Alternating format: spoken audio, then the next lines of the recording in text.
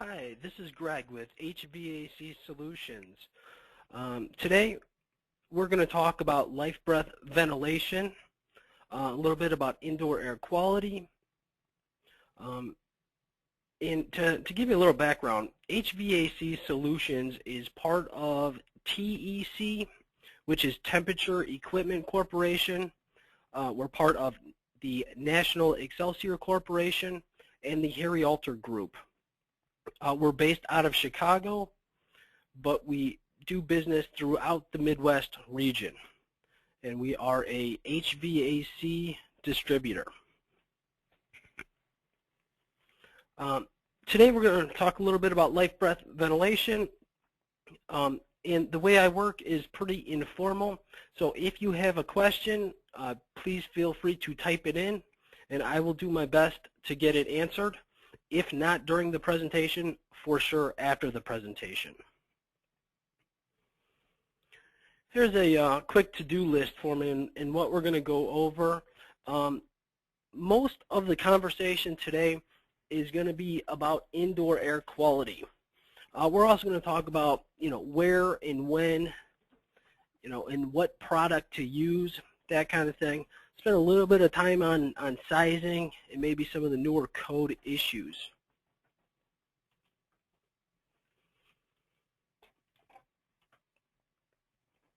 So why do we need fresh air at all? Well, I like to think of a dollhouse. You take that dollhouse and you wrap it up with saran wrap. And the question is, how long would you be able to breathe inside of that house? And the answer is not that long. Fresh air can't get in, stale air can't get out, hence that's why we need to bring in fresh air. Because as houses are becoming tighter through better windows, through foam insulation, there's a need for ventilation. We're also seeing what I'm going to call higher energy bills, and this is making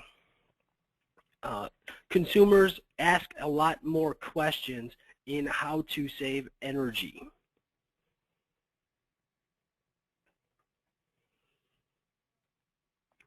Now, we breathe a lot of air. If you ask me how much, I would say, imagine if you were drinking 6 liters of water every minute. How concerned would you be with the amount of water that's going into your body? So the truth is, we are breathing a ton, 6 to 12 liters a minute. It's a lot of air that's going through our body. In the air, we breathe a lot of solids. And the truth is, we're breathing a lot more solids than anyone would ever expect to be in the air. I'm going to say that this is maybe one of the most important slides we'll talk about today. When we look at indoor air quality problems, we can put those problems generally into one of 3 buckets, and that is particulate, microbials, and gases. I remember that by PMG, particulate, microbials, and gases. And the way I think about it is, if you can figure out the problem, then you've basically diagnosed the issue, and that's your first step to finding a cure for the issue. So what is a particulate? That's that pollen, that dust, that dander. These are the things that I like to say will make you sneeze.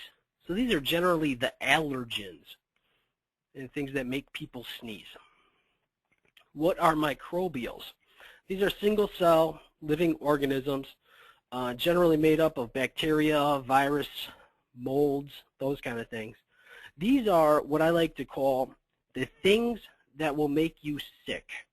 So if particulate is going to make you sneeze, microbials are going to make you sick.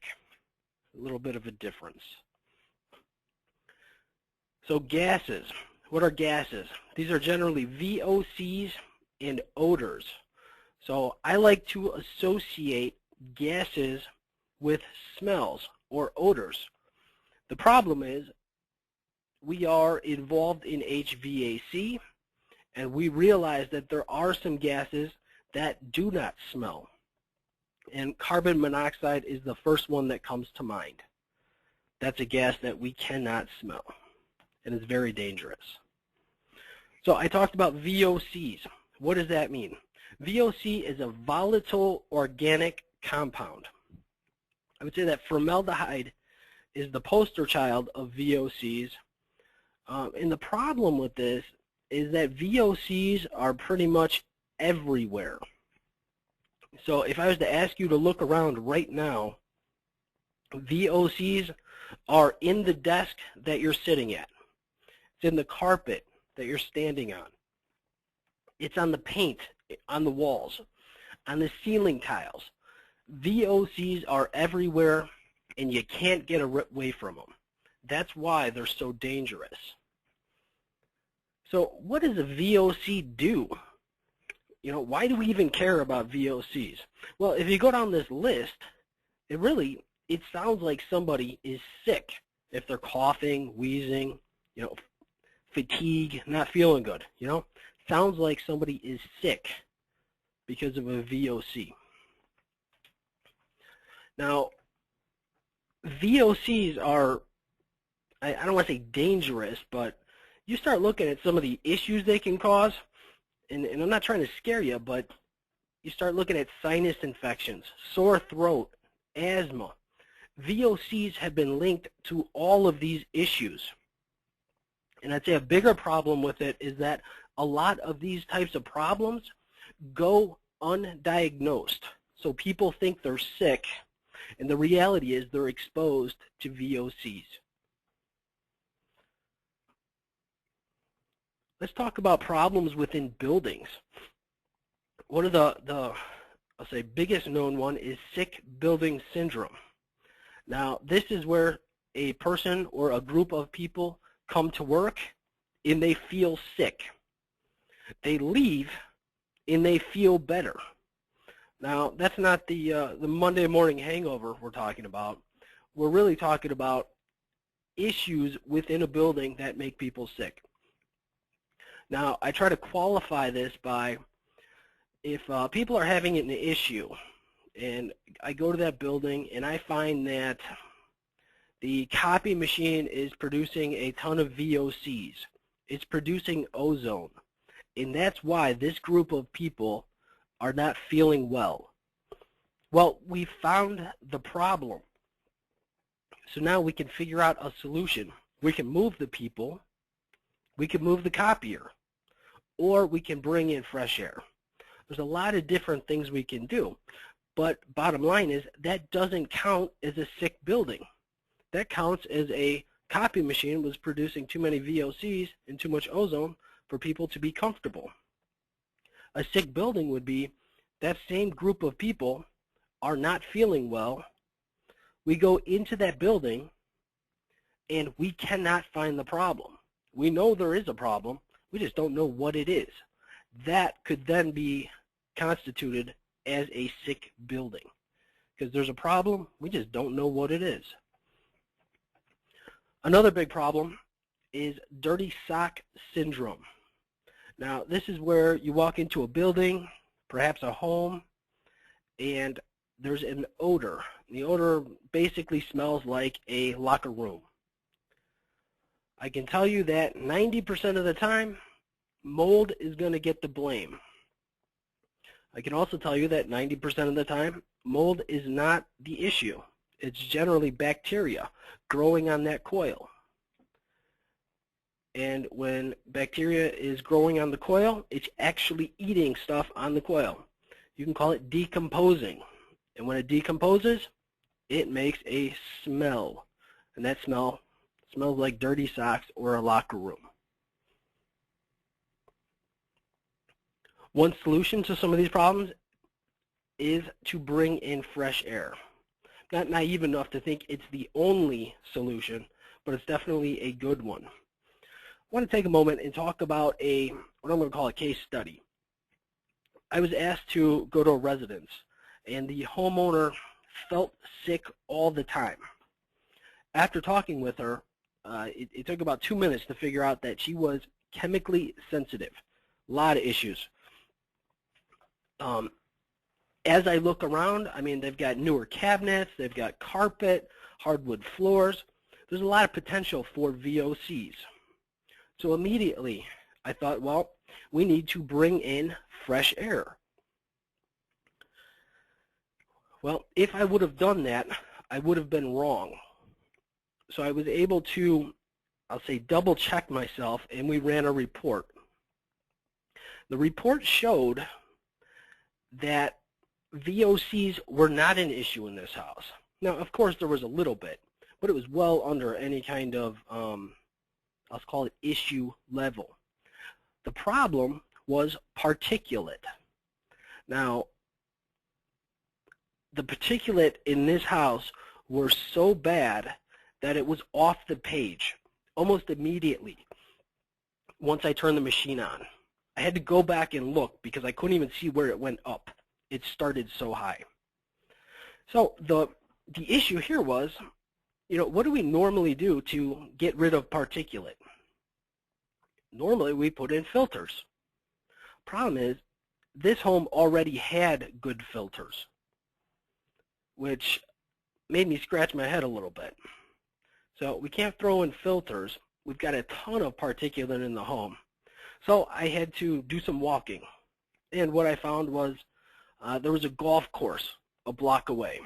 When they cut the grass, every 2 days or whatever it is, puts a lot of particulate in the home.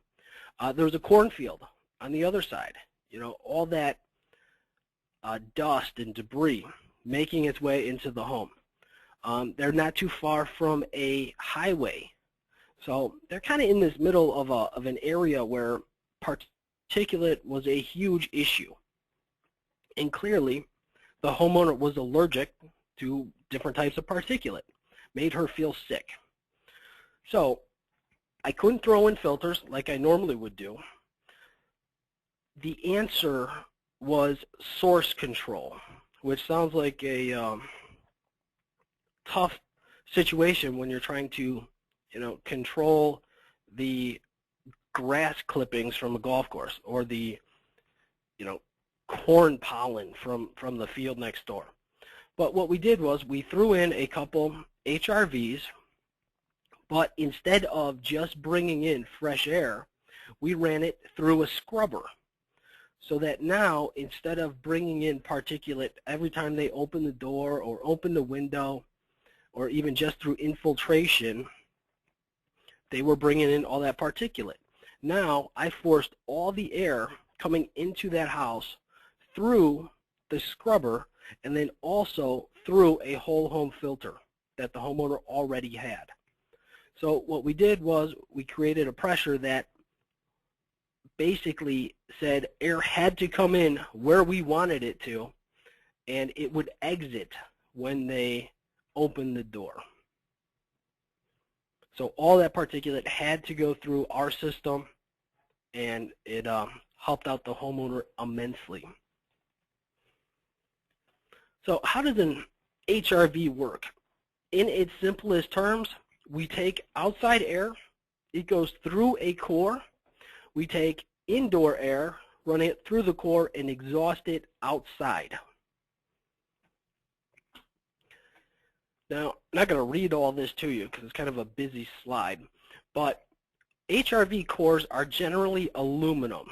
So what I want you to think about is if you were to hold up a sheet of aluminum and you were to shine a, I'll call it a heavy-duty flashlight on one side of it, while light is not going to penetrate the aluminum, the heat will.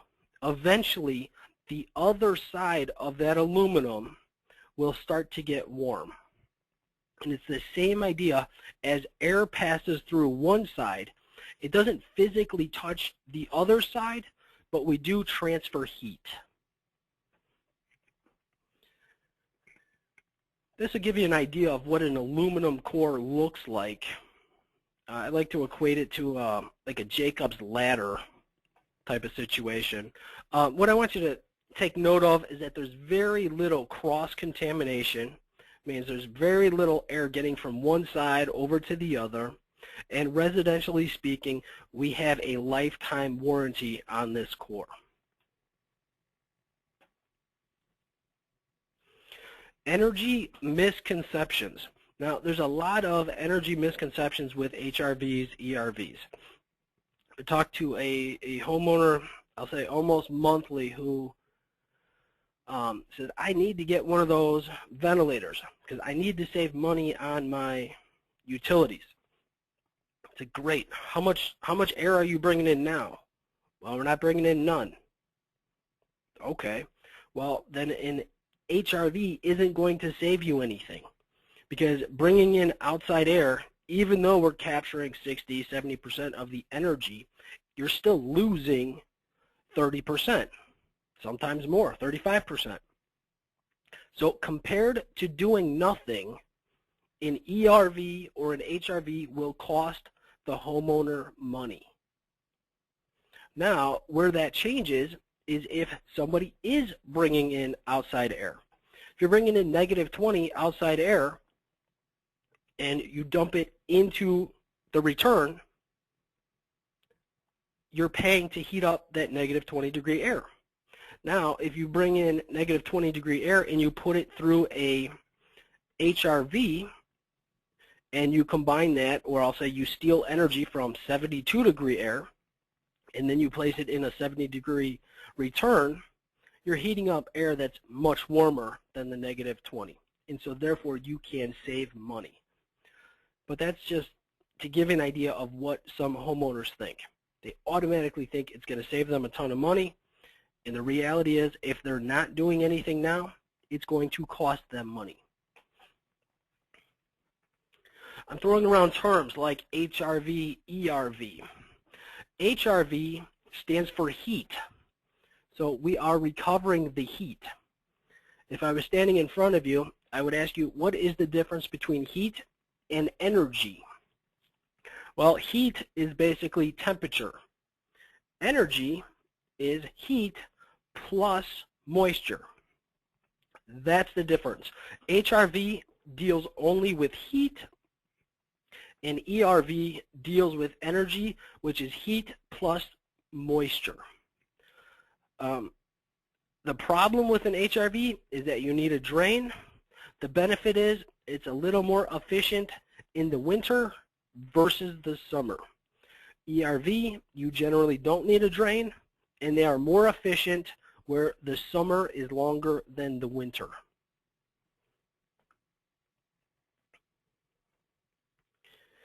All right, if you're going to use ventilation for indoor air quality, and I would get blasted on this, but I choose to use HRVs for indoor air quality applications.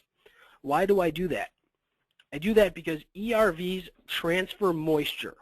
That means that moisture goes from one side of the core, we could say the exhaust, to the other side of the core, the intake. We also know that ERVs can transfer odors. If you ever hook these up to a bath fan, you know what I'm talking about. So the problem with that is that an odor is a gas. And if we can transfer an odor gas, my theory is that we can also transfer VOCs, formaldehyde, and other small gases. And if we're putting this in for IAQ, why would we want to bring those gases back into the house?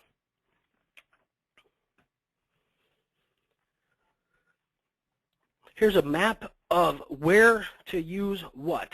According to Department of Energy, Building America, and there's a few other groups, you can see basically the map and how they break it down in terms of what to use.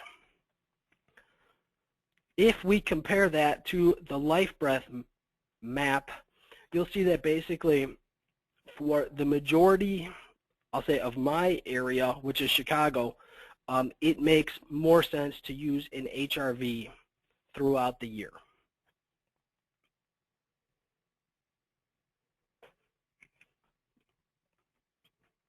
One of the issues with ERVs is that because they transfer moisture, moisture tends to build up in that core. When that core gets cold, water freezes. So my question is, how efficient is a core that is frozen? Here's another picture of a frozen ERV. And this is what a frozen ERV core looks like once it is thawed out. Now, my question here is, what is the likelihood for cross-contamination? I'll let you be the judge. So here is my cheat sheet of where to use what. Where the winter is longer than the summer, I like to use an HRV. Where the summer is longer than the winter, it makes sense to use an ERV. If we're going into an indoor air quality application, HRVs are the way to go. Commercially, wheels make all the sense in the world, and those are generally, or say almost always, ERVs. Less than 3,000 CFM, happy to have a energy debate, but it really makes no difference to me. If you're looking at solely at energy, ERV, HRV, the differences are pretty minimal in those CFM ranges. All right, as we get into, I'll call it different products, the residential line gets pretty small. I'll say 64 CFM. You know, it's kind of like a bath fan. We're not really moving a ton of air. And we get just under, I'll say 300 CFM, 235 is about where it sits. These units come with digital controls. They have an automatic defrost, and they come in both HRV and ERV cores. This first one is the RNC5. Now, RNC stands for Residential New Construction. These are units that are not painted. I'm going to call these the low-cost option in terms of ventilation. You know, maybe where somebody's not going to see it. As we move into the Max, these are, I'll call it the higher end HRVs, and this is the 95. So at 0.3 inches of water column, we're getting 64 CFM. A little higher, we can get closer to that 95 range. This is a smaller unit. We use it a lot of times for the, I'll call it closet applications, that kind of thing.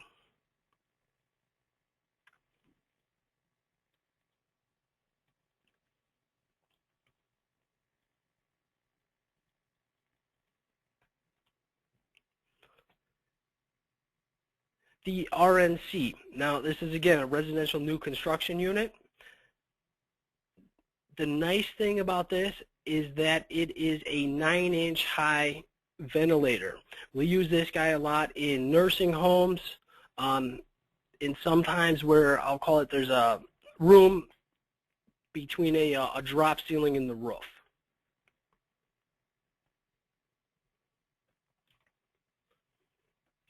RNC 10 and 20. Now, these are smaller units, but we're getting higher CFMs. You're getting that 150, 200 CFM range.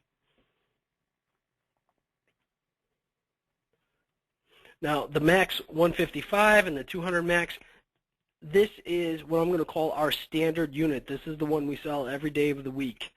Built-in dehumidistat, digital controls, and the 155 even comes with an ECM option if you have somebody who wants even more efficiency.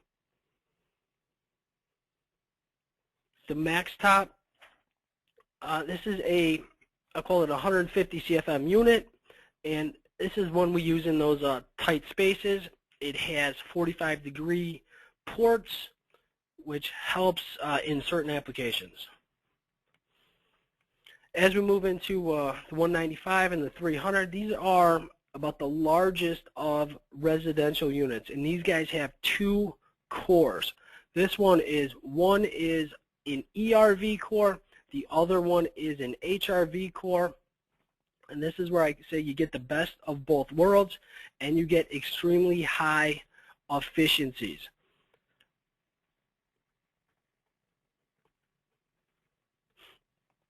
ERVs come in a range of sizes. They have a counterflow core design, and the core is washable, and you're looking at in the 80% range of effectiveness.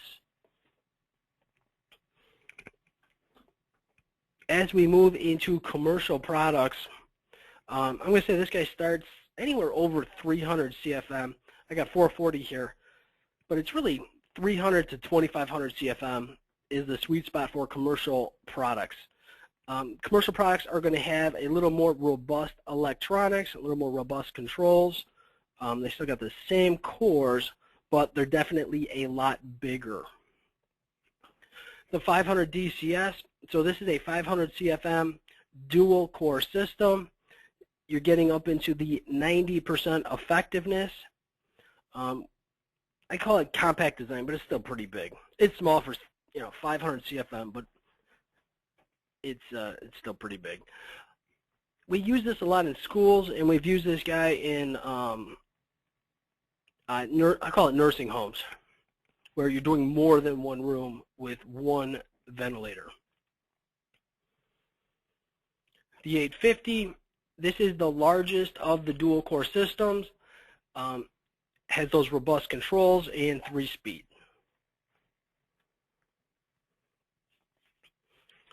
700 and 1200, this is a 1-core unit, different sizes depending on what you need. But here's the one I wanted to talk about. We do offer pool units. So the difference with these is that they're going to have more and better insulation. They're going to be designed for moisture removal. They're going to have an upgraded motor, which I'm going to call ties in with a fan pack that is designed to get rid of high amounts of moisture quickly. So we use those in like smaller hotels that have indoor pool rooms.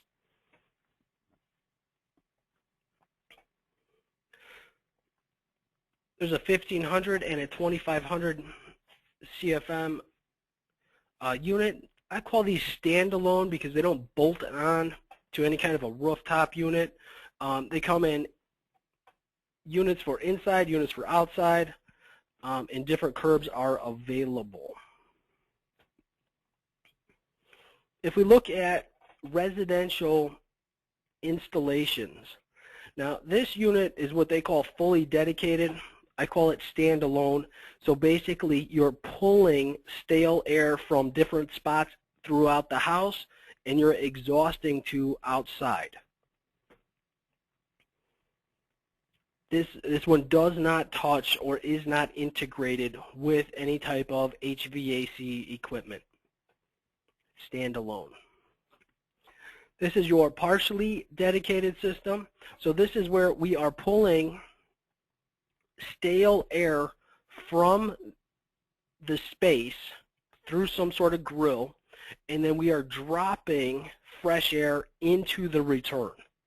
So partially means we are pulling from a room and dropping fresh air into the return. Simple installation. There's two different versions of this. This first one means we pull stale air from the return, and then we also drop fresh air into the return.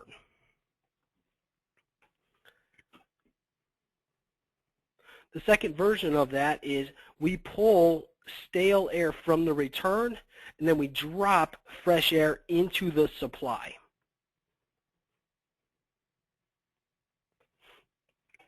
If I was going to go over some quick, I'm not going to call them procedures, but what's required to install a residential unit.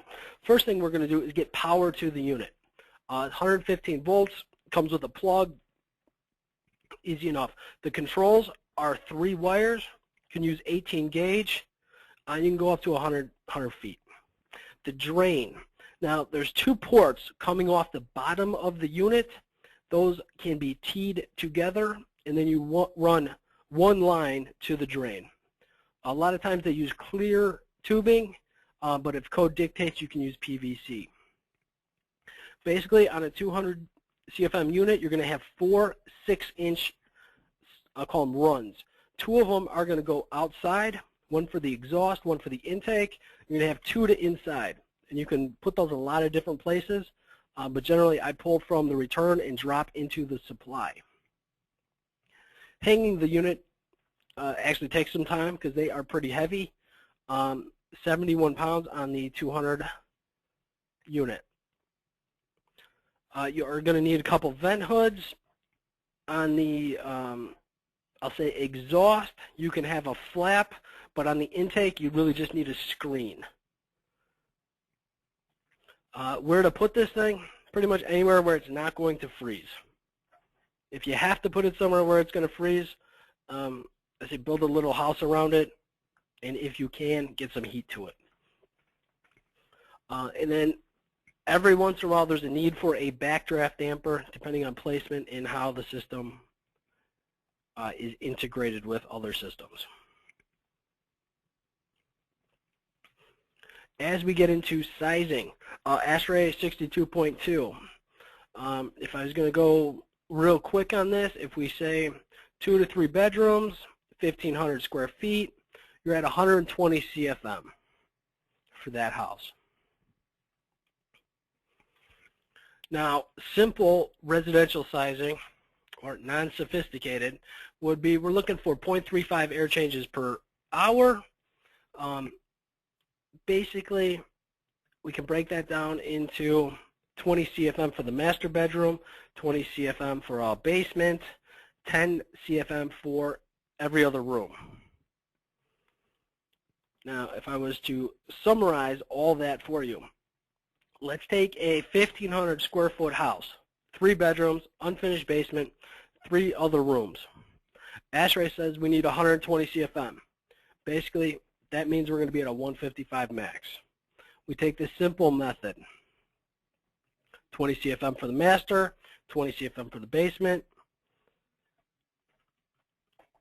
We got 5 other rooms, that equals 50 CFM. Gives us 90 CFM total. Still puts us into a 155 max. If we're really looking for 0.35 air changes per hour, this will put us at 175 CFM, which teeter-totters between a 155 max or a 200 max. Basically, no matter how you were to size this particular house, we'd either end up with a 155, somewhere either in the low range to high range, or a 200 CFM on low speed. So we're very close no matter how or who sizes it.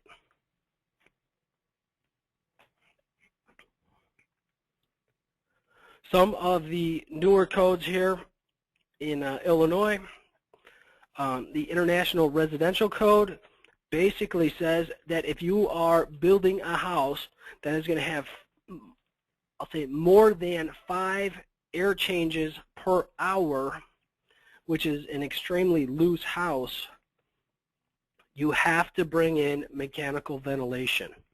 So the idea is there are not houses being built today that are not going to require ventilation. That's another way of saying every house that is built is going to require some sort of fresh air intake. When I say fresh air intake, I'm not saying they all need an HRV or ERV. What I'm saying is they have to bring in some sort of fresh air. And there's different ways to do that. One other code that catches my attention is the International Mechanical Code. 505.2 basically says if you have a large kitchen and in that kitchen is an exhaust fan, and that exhaust fan is capable of ventilation rates of over 400 CFM. Basically, you have to bring in an equal amount of fresh air to compensate for that exhaust. So again, bigger houses are going to require more fresh air. If I talk a little bit about controls, the first one here is the standard control with the max units. I'm not going to go through this word by word, but it's digital. It's got different speeds, got different ways to go 20 minutes on, 40 minutes off. You can do a lot of things with it. The digital control for the RNC unit. So this is a control that has less features, but this is for those residential new construction units. And this one is an option. That means you have to buy it. The other one, the first one we talked about, comes in the box. So this is standard with all max units. This guy here is an option for the RNC units. This one here is the upgraded control. So if you have a max unit and you want a better control, now we're starting to get into where you can program different events. You can work better with the HVAC. You get reminders. You can look at outside air. A lot of different things going on with that control. This is what I'm going to call the basic ventilation control. We use this one a lot on the RNC units. It's really just a two-speed on-off type of control, very basic.